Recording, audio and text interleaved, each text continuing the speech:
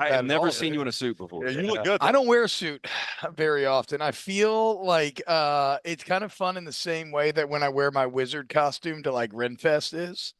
It feels like I'm playing dress up, without a doubt. I just got so sick of hearing all the LSU people's crap about like every year, everybody's in suits, and I'm like, don't worry, I'll be back to my bathing suit and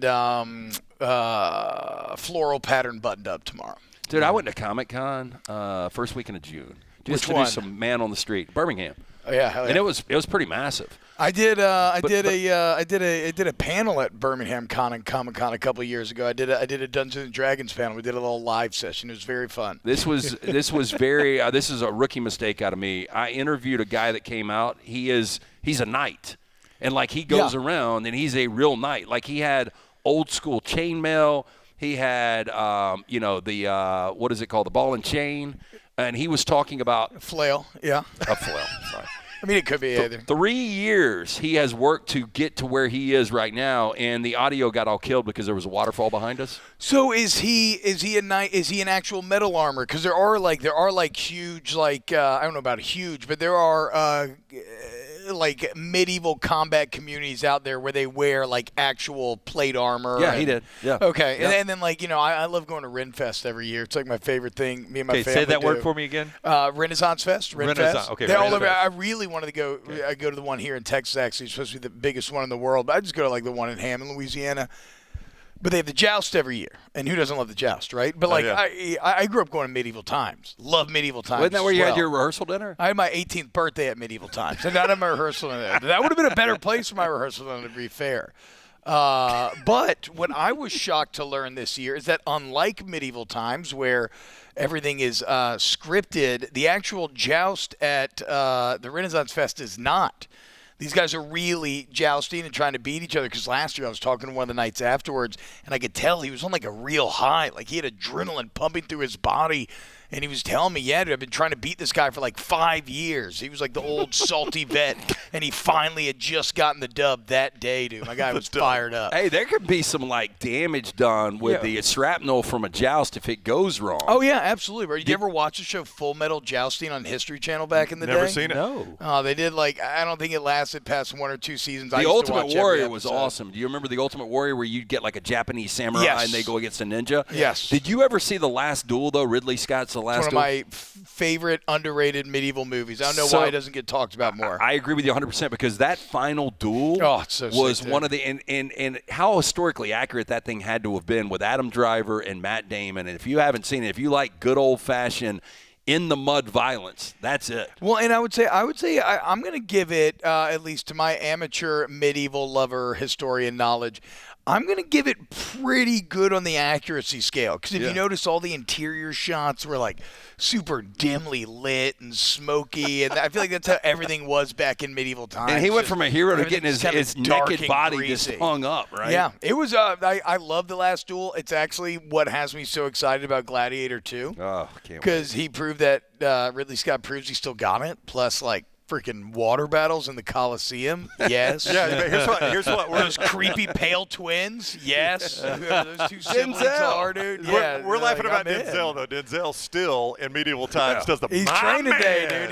He's just training day, but he's it's the same thing. I mean, look, Denzel's going to give you great Denzel, and great Denzel works in a variety of ways. It's like Woody Harrelson. Woody Harrelson's never really that far outside of Woody Harrelson, but you can plug Woody Harrelson into almost any setting and you still like it. Yeah, True Detective, People versus Larry Flint. That's what I'm saying. Yeah. All over, he can get plugged in anywhere. I mean, even people loved him in those freaking Hunger Game movies. Do you want a cold beer? And I would love a cold beer. Okay, if I could get a cold beer. Do you want to go ahead and play? Why don't we just interview while he's playing cupball? Okay, so Little T, can you grab? Do you want to play? 3 Bud Lights. This is like the all right, here. The sand version of your headphones will reach if you want to go back there. Okay, yeah. What am I supposed to do? Yeah, just walk back there with Lance. There you go. You're good. Okay. All right, it's working so far. So what we need to do, well, I guess we'll just both drink beer, but if you hit a shot, there is cash in every one of those buckets. Okay. So when you hit one of those buckets, you will get an envelope with a denomination of cash. For real? Could be a 20, could be a 50, could be a C note. Oh, okay. So what do I do? How many shots do I get? How many shots should we give him? 2. 2 shots? Dunaway says 2. 2 shots. Which ball am I using? The sandballs, or I get to choose? You can use either one. Either one. 2 to make 1. 2 to make 1. I feel like generally when throwing these things, I would go with the hacky denser sacks. and smaller balls Yep. are going to be better. Yeah. Hey, Yes. look, so we'll call it behind this line, T-Bob. Okay. You got 2 shots to make 1. 2 to make Okay. 1. And I just can make any bucket. Any bucket. Any bucket. You never know what's in it. Could And be. I really don't aim know for, the though? denominations. I don't know what. I just randomly put them in there. Yeah. All right, let's just try it for the one up front here. Oh, There we you go. nailed Does it. that count? Yeah. Okay. Yeah, that counts. Let's That go counts. one in the back this next Okay. time. Well, let's Thought see I was what you about to go got. 2 for Right 2, into the dude. camera. I'm Thought for excited. sure I was about to go 2 for 2. This is our Damn it. first cash winner. Grab that envelope out of that front bucket. First winner. Yeah. I brought my kids to the arcade a couple days ago, and they had a beer pong game there. My 6-year-old girl made 7 out of 10 cups in the allotted time. And I was like, well, damn, girl. Had to be proud, right? Okay, I see you. All right, so Yeah, what do don't I worry got about here? that. Don't worry about that. Don't worry about that. That's Oh, just some holding coffee? it down. Hell That's yeah. giving us That's weight. our- Yeah, We'll give Wait, you so I that. get the coffee then? Yeah, Okay, coffee hell to yeah. go too. Perfect. Perfect coffee for you. Yeah, it's just playing a weight right Make there. a good cold brew concentrate out of it. Yeah. we Here we go. go. This is our first cash winner. Is there a camera I can Right here. This one.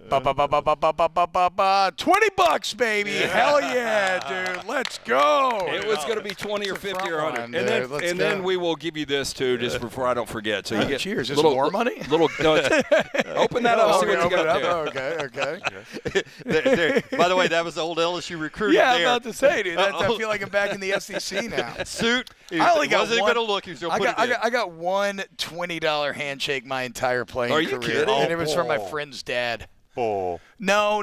There was something where, I mean, look, I was generally, I'm a well-off kid. I'm a silver spoon kid. Well, your right? dad played in the NFL. Exactly, Yeah. right. So I don't think boosters found a lot of incentive to That's right, to need to give me to give me money. Got a lot of free dinners. Oh, hell yeah, dude. The Olive Garden. Let's 25 go, bucks dude. to the Olive Garden. Let's go. Actually, SEC Media Days is the only time I've ever eaten at the Olive Garden. We were in Hoover. That's right. And I was trying to finagle my way into an SEC Network dinner or I don't know, maybe it was like a Sirius XM dinner or something. I was just kind of hanging out with Jake, and we're all at the bar talking and chatting and whatnot. And next thing I know, they all leave for dinner, and I did not get the invite. I thought I maybe would be able to, and I felt like it was like the most like high school like kind of bad feeling ever. And so, in order to make myself feel better, I went alone to the Olive Garden for the first time ever and just ate unlimited breadsticks and fettuccine alfredo, and it was great. It was, good. I mean, it was not a bad way to drown my now you've got his drown gift my card, insecure sorrows. And you've got enough money for a couple of cold beers and a tip. So Hell yeah, Little T's going to be building a leaderboard of who walks out with the most. So T-Bob's the leader now, $45 total now. That's right. $45. I can't believe I didn't. Will it stand up? Will it stand up? Will somebody find more money? It's We'll like find Rocco's out. Jello shots. We'll find out. And by the way, just for participating, you're in a drawing at the end of the week for Let's a go, dude. $250 Roback gift card. Damn, son, how do y'all get all these? Sweet deals Working going hard. on? Roback.com. man. Code TNR20. I got some old Panamsky sent me some Roback stuff when him and O were doing the new CEO initiative campaign. I love it. I love playing Roback's tennis. really, really good. Yeah, it's great. Yeah. Not only is Texas maybe the most arrogant fan base coming into a conference you've ever seen, Transition? but like this Texas, the whole noticed. the whole state just loves themselves, don't they? That's why I've always hated Texas, dude. I gotta try to keep Texas humble. I mean, and it honestly comes from my old man. If there's one team that he raised me to hate, it was the Dallas Cowboys. He had no problem with anybody else, and really, there's a state that he raised me to hate. It was Texas, and yeah, you could say it's out of jealousy. Well, yeah, good. I don't give a damn. It is out of jealousy. F him. I don't live there. They're cocky. They think they're awesome. Think their shit doesn't stink. They just like Texas loves Texas about as much as you'll find anybody that loves anything. And it's a So, dust yes. bowl. I know there's some pretty cool cities. Hubris, pride. I mean, get out of here. I was so mad when Texas did good last year. I thought that I was a big Sark hater. I was very much that like he's never won 10 games. Everywhere where he hasn't won 10 games, the next coach has come in and immediately won 10 games. That's right. And I said, look, Texas fans, you get mad at me, but like if he wins 10 games, he can prove me wrong, and I'll accept it. I'll eat crow. So I ate some crow. And I'm not going hard after Texas this year. I see it. I get it. They're probably going to be pretty good. But I do feel like they're kind of setting themselves up a little bit. They're kind of being crowned. I mean, they had one good year. In which they lost to Oklahoma. And if Oklahoma hadn't had probably the most disappointing 10-win season in college football history, there's no way that Texas should have even made it to the They should have lost playoff. to Kansas State. Well, that was the whole thing. Now, to be fair, Ewers is out of that game, and they have to start Malik Murphy. But Kansas State had that game start till about 58. How did Oklahoma screw that up? Brent Venables had a 10-win season off of 6-7. Should have beat Texas. That all should be a great season for him and his fan base. And yet, he finds ways to lose to Kansas, good Kansas team, but then also finds ways to lose to Oklahoma State in Bedlam, a game in which they never lose. And in losing, not only do you lose to a team in Oklahoma State that your fans absolutely hate and don't want to lose to, but you literally put your most arch rival over the top, back into the Big 12 championship, into the playoff, and now everybody thinks Texas has made it. Yep. And now everybody's giving Texas the benefit of the doubt. They're going to be a playoff team every year. They're right there with Georgia. What happens if Texas doesn't play in the playoff last year? I know you would want this to come to fruition, but I brought up 1998 Tennessee Volunteers. Peyton Manning had just left for the NFL. T. Martin takes over. T. Martin, baby. They win a national championship. Is Garrett good enough to do that? Is Garrett Nussmeier himself good enough to do that? I don't think I could answer that saying yes without just coming off like a complete homer, right? I mean, I think that I've seen very good the sample sizes that we have are excellent. Whether it's the SEC championship game against Georgia in which he had to come in after Jaden got hurt, last year's bowl game is really the main one to point to. And what I love about last year's bowl game is I don't really give a damn about the stats, even though they're great. It was like, wasn't like 395 and 3 touchdowns, I think. It's good Iowa defense, too. Yeah. Well, no, they were up against Wisconsin. Yamaliava was against Iowa. Yeah, that was okay. Yeah. Okay. But and you know, whatever. I don't know what the fuck Wisconsin. I'm sorry. Can I say? Yeah. You're completely I don't know fine. what Wisconsin is nowadays, but the point is, like, he had good numbers, but what I really liked about Garrett that game was LSU got down 14 to start the game. They were down 14 to start the second half, and then with 6 minutes left, he gets the ball, about 5.5 minutes.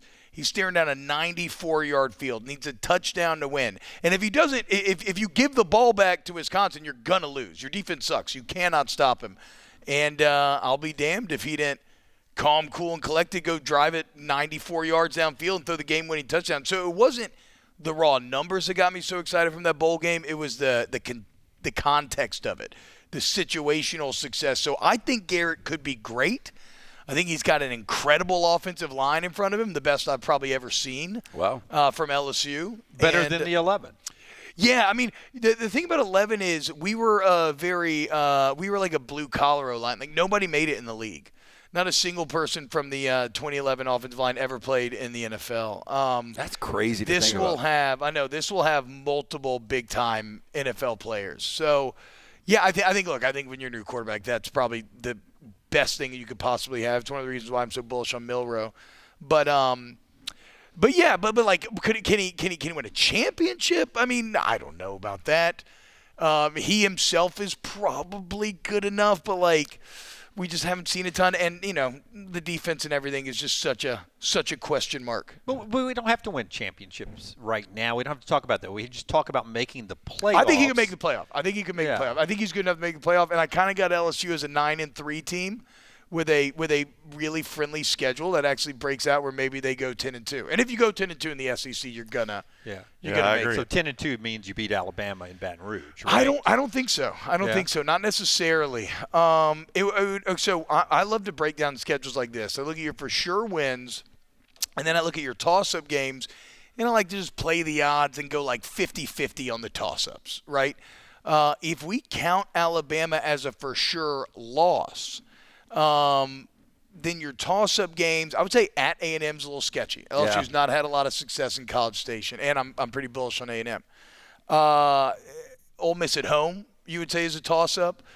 But, like, outside of that, like, I mean, is that Florida a toss-up? I could probably give that as a win for LSU. Yeah, same with USC. I think LSU should beat USC. Should. If they don't, then it's a disaster anyway. Disaster. Easy over UCLA. Yeah. And so it becomes a situation where it's like, okay, so really And then I would say Oklahoma's a toss-up. So you got Oklahoma, Ole Miss at home, Oklahoma at home, and at A&M. And you win 2 of those 3, and even with the Bama loss, you're 10-2. To go 10-2, though, this defense, you referenced it when you were talking about the Wisconsin bowl game. It's got to be better. Yeah. Blake Baker, what do we know about him? How Baker's great. Immediate will the impact be? Yeah, Baker's great. He's got such an interesting attitude for a coach in that he's like super chill and laid back. Like he's like a funny guy who doesn't take stuff really seriously, which is pretty rare, I feel like, to see in this business. Probably like Drinkwitz, which is why I think they were actually such a good pair in Mizzou, because that's the same way Drink is. Does that mean he's a zinc guy? Is he popping those little nicotine things? Little Zins? Yeah, Zins. I'm not Sorry, a zinc guy. He loves sunscreen. He's into like natural mineral sun. He hates UV rays. Hey, are you a Zen guy? Or what's the most powerful offense? The sun. That's okay, right. give me some zinc. No, that's the ultimate D coordinator love. One Bud Light and I'm sideways. No, I am a lover of all things tobacco and nicotine. I just do not allow myself to have them super regularly. Okay. Because I love cigars, I love cigarettes, I love dip, I love Zins, I love hookah, I love smoking out of my Hobbit pipe. I mean, look, human beings have built entire empires off tobacco. I think it's pretty much encoded in us to love it. But no, God, I love a cheeky cig. Can't do it every day though. Cannot every day. Swisher Sweet? In a pinch, but normally Swishers would be used for something else. Yeah. Would you rather honestly? Would you rather have weed or a cigarette? Oh well, you know, I'm a medicinal marijuana carrier. Okay. So no. I'm weed's my first love. For sure.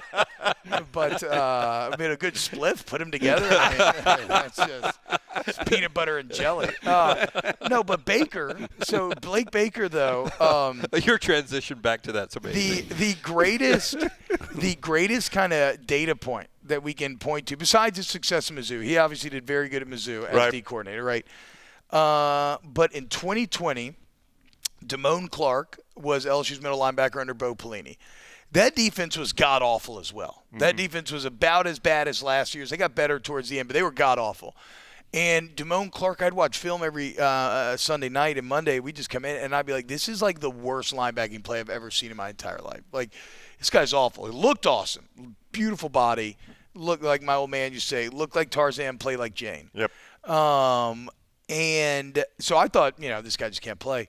Blake Baker comes in as linebackers coach. The next year, Damone Clark had 135 tackles, 16 and a half TFLs, 6 sacks. He had like 4 forced fumbles. I think he had a couple of picks. He was an All-American. And now he's a starting linebacker for the Cowboys. But again, it went from, you know, I watched all of LSU's film very, very closely, and I thought this guy sucks and is the worst linebacker I've ever seen, to that, and he did it in a year. And now he's trying to do that with Harold Perkins. Yeah. And we talked to Baker on off the bench the other day, and I was kind of buttering up with the Damone Clark thing, being like, you know, that was like one of the craziest things I've ever seen.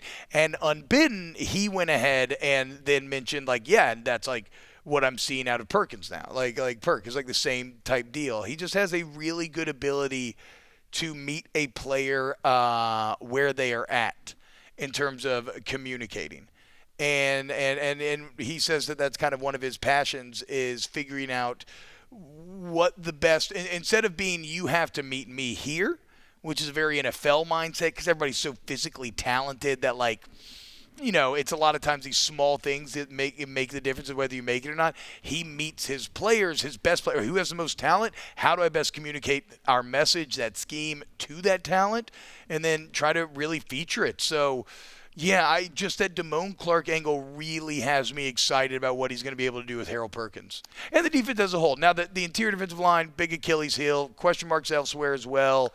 But they will be better than last year, better, like, without a doubt. Better movie based in Texas. Urban Cowboy or North Dallas 40?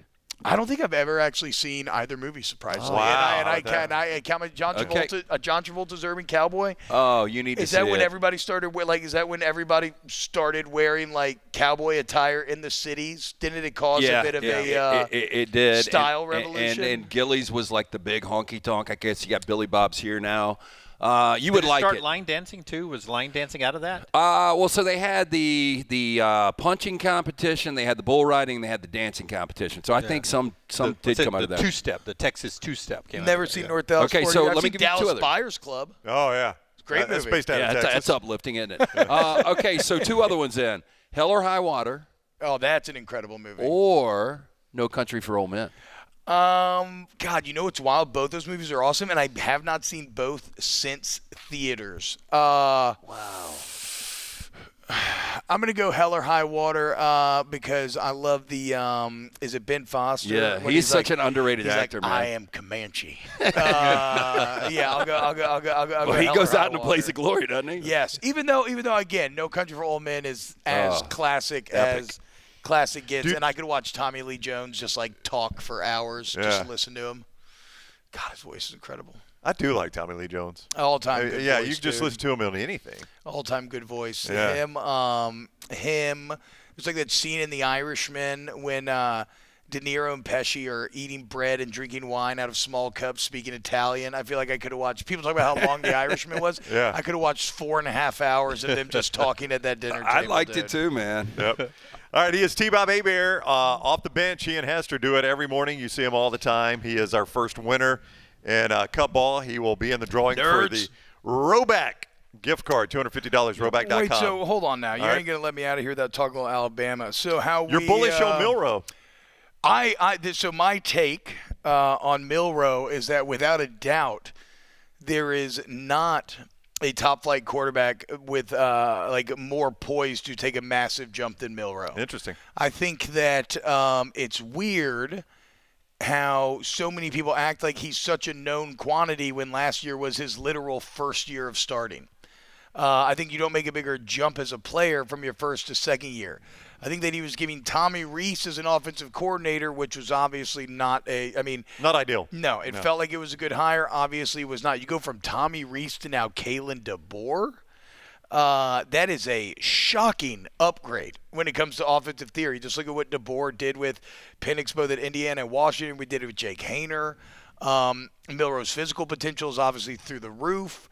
The area in which he should improve is so obvious that I always think it's like, as a player, that's somebody that I look at. Same way with Jaden Daniels just flipped. Last year, Jaden Daniels had all the short intermediate stuff from 2 years ago, and the one thing we talked about all offseason was he's got to be willing to take shots. He's got to be willing to attack the sidelines, go deep, take the top off of defenses, and that's what he did, right? That's what he focused on all offseason. He did it. Well, Milroe's just the opposite. He's got the big play part down. He's just got to get some of the short to intermediate stuff. The only thing that worries me about Milroe is the offensive line. But everything else, it's another year starting. It's behind, or not the offensive line, the weapons. The weapons. The lack the of line's weapons. going to be good. The line's going to be awesome. No, awesome offensive line. You're worried about receivers. Huge upgrade coaching-wise. Second year starting cannot be overstated. And honestly, DeBoer loves to run the ball. I talked about this with Washington all the time last year. Go look at every big game they were in. They always ran the ball about 30 to 35 times. Yeah. So, like, it's not even like it's going to be on all Milroe to make it happen. And look at the improvement even from South Florida to the end of the year. Like, that's why I was just laughing when I'm seeing these Alabama fans, like, chanting for, like, a quarterback competition in the spring. It's like it's an old episode of Family Guy where they go to a timeshare presentation. At the end, they're like, Peter, here, you can have a boat or you can choose the mystery box. And Lois trying to get to go to the boat, and he's like, whoa, Lois, hold on now. A boat's a boat, but the mystery box could be anything. It could be a boat. It's like, what are you guys talking about? You have an elite quarterback right here. Yeah. Let my guy grow a little bit. He's going to be massive. So we've agreed 10-2 or 9-3 gets SEC teams in, especially with a brand like Alabama. But if I asked you right now, is Alabama in or out 12-team playoff end of the year? 9-3 would be disastrous for Alabama. I think Alabama's absolutely in. I think your boy Moscato, your cigar smoking, whiskey swilling compatriot. Compatriot. I mean, he is sitting there every time I see something on social media. Tuscaloosa's burning. I think He's Matt, got graphics. I think Matt's getting out of that what Matt wants. It was fun. It was fun for a little bit, but then now you look up and Alabama's second in recruiting and number one now. I knew this was coming. I knew he was number gonna one say now. number one. Yeah. Got another Pretty 5. subjective business. T-Bob, I brought this God, I mean, up, though. it is kind of funny how, like, I would love to see the numbers on these recruiting companies, where the subscribers are coming from.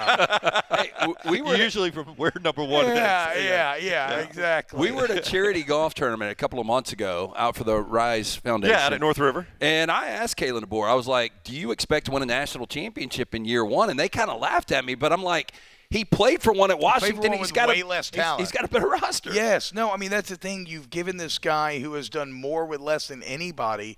I mean, he two-piece Sark, he three-piece Lanning. His record against like top 10 teams at Washington was insane. In almost every one of those games, he had the less talented team.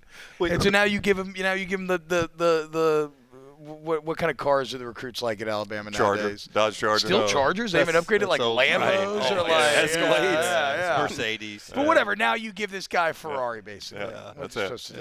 Yeah. This is why we laughed at him, though. It was because Kalen's, it's 100 degrees. He's sitting down. He's sitting down, and he barely gets his headset on. LT said, "So, national championship this year." But That's why we laugh. Isn't there honesty there though? That's I mean that is, if nothing else, it's like the New York attitude versus where the South will maybe butter you up a little bit and then That's talk it. trash behind your back. Well, Nah, we man. just didn't think LT would go like the hostess at Cheesecake Factory. I don't think there's anything wrong with that. He's getting paid good money. I would still have it Georgia, Bama, Ole Miss, Texas, and then like LSU, Tennessee, Mizzou battling. Yeah. All right, T-Bob Hebert, we're going to send you home with some coffee, too. You're a coffee lover, an extra own coffee. You got it all, man. Roback gift card drawing. Thanks so much, guys. Coffee, Thank you so much, man. We Yep, good to see appreciate you you as so always. much. He's going to walk on out. We may have a guest before our next commercial break. Sure, we'll just Taylor, trade him field off. check with EG, see if he's ready to go now. Yeah. By the way, if you're watching and would like to be like T-Bob, just like him, dressed with great hair, crush your beer can, In a suit. and enjoy the coffee, you can do that. Hey, you can pick off the shelf over there. yeah. We got some non-smashed coffee. T-Bob, on the shelf over there.